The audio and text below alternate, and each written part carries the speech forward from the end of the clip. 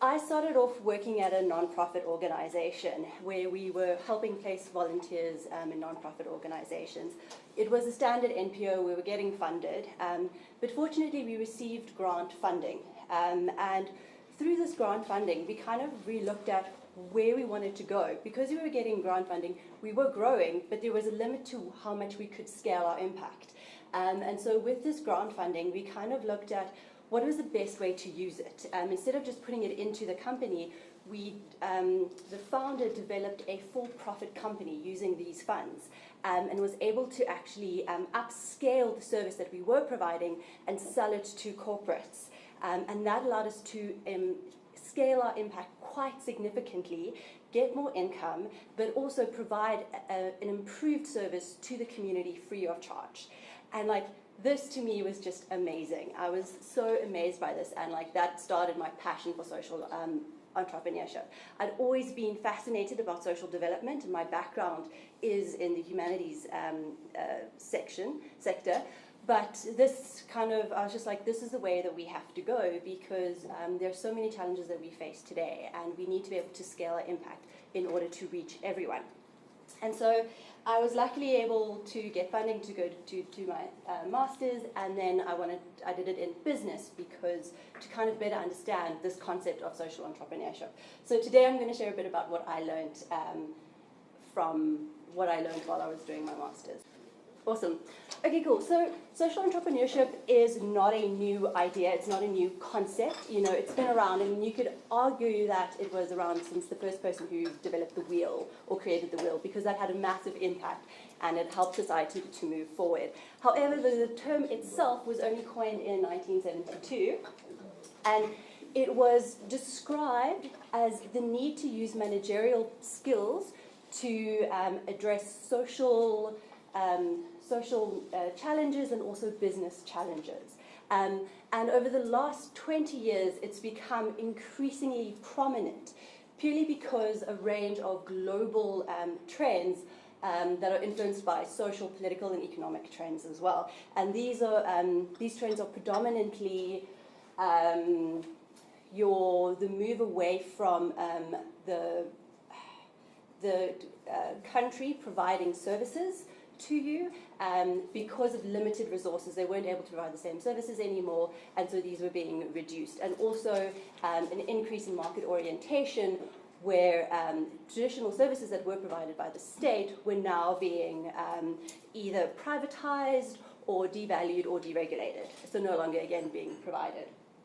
And so we had to find new ways to actually respond to these needs, because these needs were still there. They were no longer being met by the state.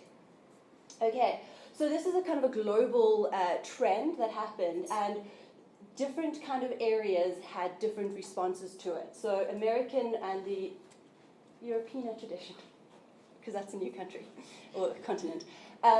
So the American tradition focuses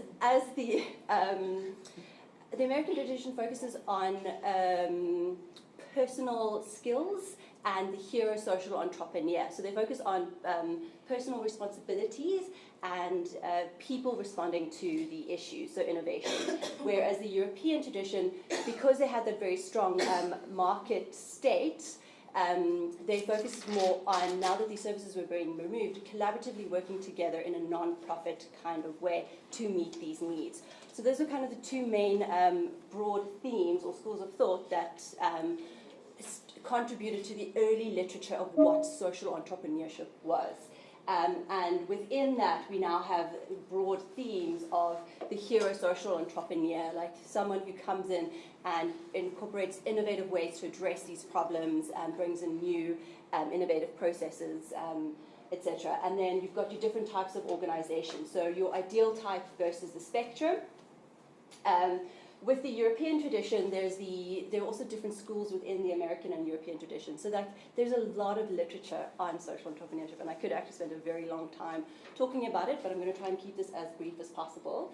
But within the European tradition, there's the Eames tradition, which looks at there's a social enterprise follows a certain there are certain structures that it follows, and there's an ideal type of organization, whereas there are other schools of thought that looks at like different spectrums.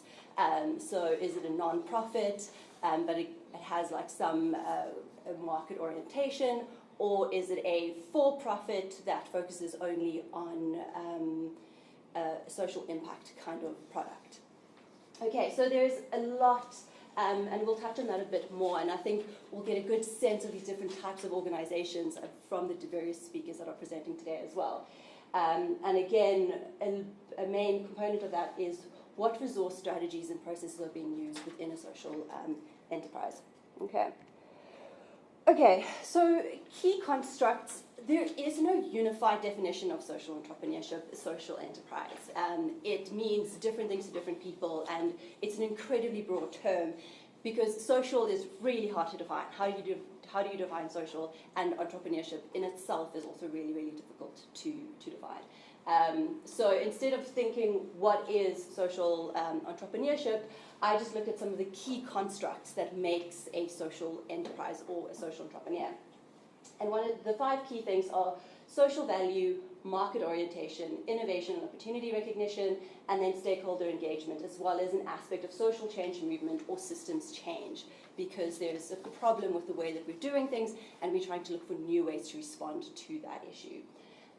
So again, for social value, I'm just going to run through this quite quickly, but this ranges from the triple bottom line paradigm, so people, planet, profits, different types of capital, social impact, and the pursuit of sustainable solutions to neglected problems with positive externalities. So it's moving away from just business as a profit mechanism. It's saying, okay, cool, that is very limited, it's not sustainable, we need to look at, find more sustainable ways, and at the same time addressing social needs. Okay, because the state or the previous providers are no longer able to provide it because of limited resources.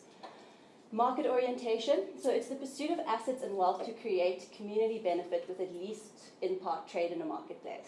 So again, it's not just getting funding from someone, it's also trying to generate its own income streams in one way or another. And then, of course, there is innovation and opportunity recognition, which is aimed at pioneering or creating new systemic approaches to meet the needs that the market or government is not addressing. So finding new solutions to problems that we haven't been able to figure out yet. And of course, I think central to social entrepreneurship is stakeholder engagement. So it's increased accountability or heightened accountability to both its members and a wider community. And then, of course, social change movement. It's trying to alleviate social problems through catalyzing social transformation. And a good example here is that a couple of hundred years ago, during the Depression, there was a lot of people were going hungry, and so either we could, like, the state could provide more food, or they could find ways to address increased production so that people could actually help themselves. And so innovation it's not just, social entrepreneurship is not just trying to fix the same problems in the same way, it's trying to find new ways to do it by changing minds as well, which is quite unique to social entrepreneurship as well, as opposed to entrepreneurship. Okay. So I'm going to touch on this very briefly because what's really exciting is that in May 2018, a report was released on social enterprises in South Africa. And this was a massive report that was conducted by the Gibbs Business School, so that's University of Pretoria, funded by Flanders, who does a lot of funding of social enterprises in South Africa, SAB Foundation, and then also the Berthus Institute, which is the UCT graduate business school, but also focused on social entrepreneurship. So you've got a lot of massive powerhouses here getting together and for a much more in-depth understanding of the enterprise in South Africa. So if you are interested and want to get a better sense of what that report came up, or want to give you a better understanding of what's happening in South Africa, I'd really recommend going and looking through it. Just Google it and it'll come up and you can read through the report. And it's not too long, it's actually quite short, which is really cool. But basically, South Africa, we're currently, and I mean this is 2016, 2017, facing very low GDP growth, increasing unemployment, and a variety of challenges stemming from poverty and inequality. I'm not a naysayer about the new South African government. There's a lot of improvements that they have achieved, but the growth has been very limited and it's been very small. And unfortunately, because of the economy, the limits have been reduced. The improvements have been quite limited. Okay, and so this is why social entrepreneurship is really important, and it is, it's something that's happening all over the world, but it's a unique way to deal with social problems. And this report itself screened over 33,000 organizations and had ended with 453 respondents, which is actually quite a big number, and it's exciting to know that there's so many social enterprises in South Africa that are actually trying to address these problems. Okay, so again, they kind of focused on organizational characteristics, activities undertaken, customers, beneficiaries and employees, the financial status and funding mechanisms, plans, and the challenges. So I'm not going to go through all of those things because that would just end up taking the rest of today. But just in terms of the key finding is the findings point to the value of social enterprises in serving disadvantaged beneficiaries and customers not served by other institutions, because that's why they're here. There's a gap and they're actually filling it. So simultaneously they create jobs at a local community-based level. And what was quite promising about that came out of this report is that a majority of those enterprises that they interviewed have been in the industry for 3 years or longer. So they're quite established organizations. It means that social entrepreneurship they're not struggling all that much. There are some that are able to successfully fill that gap and continue to grow. And I think over 60% of them actually said that it's promising in terms of future growth as well. So they're planning on, they're scaling in terms of, they're planning to scale in the next year or two, which is really exciting. So again, I'm not too surprised by this. This isn't, a very shocking conclusion, but we conclude that strengthening the ecosystem is likely to have a significant impact on the current and future development of social enterprise in South Africa to benefit all of its people. So basically, social entrepreneurship is really well placed, and social entrepreneurs and organizations are really well placed to kind of deal with the challenges that we're facing today. And that's why these kind of forums are really important to kind of network and support and engage with each other. Cool.